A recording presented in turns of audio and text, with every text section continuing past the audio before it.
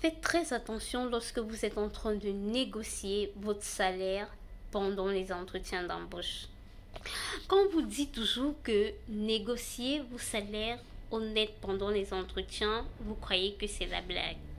Alors je viens de recevoir un message d'un salarié, d'un ami, d'un abonné d'une société de la place qui a été embauché il y a pratiquement un mois.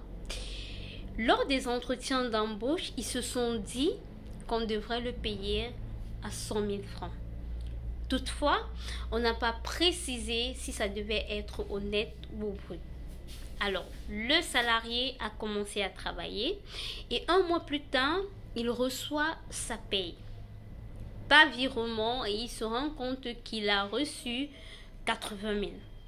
Moins que ce qui a été dit lors des entretiens d'embauche.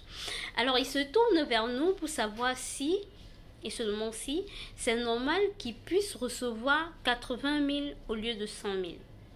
Alors, nous avons demandé tout simplement à avoir son bulletin de paye.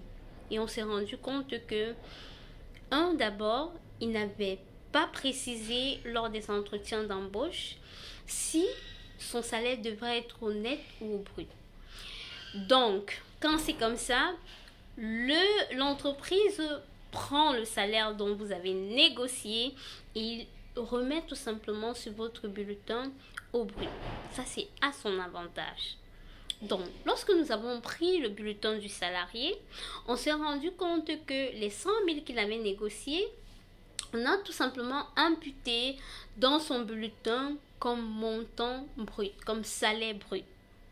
Et par la suite, suivaient les cotisations, comme l'impôt sur le revenu des personnes physiques, le centime additionnel communal, la CNPS, bref, toutes les cotisations, sans oublier également les retenues internes. Parce qu'après cette cotisation-là, il y a également les retenues internes, comme par exemple la mutuelle ou les prêts que vous avez effectués dans l'entreprise. C'est à la fin que nous avons tout simplement votre net à payer.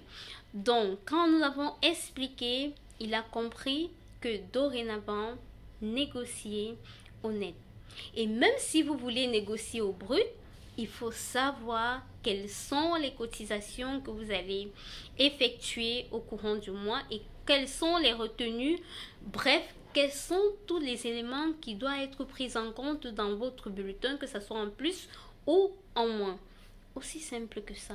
Et là, vous n'aurez pas de problème lorsque vous allez recevoir votre paye. Aussi simple que ça.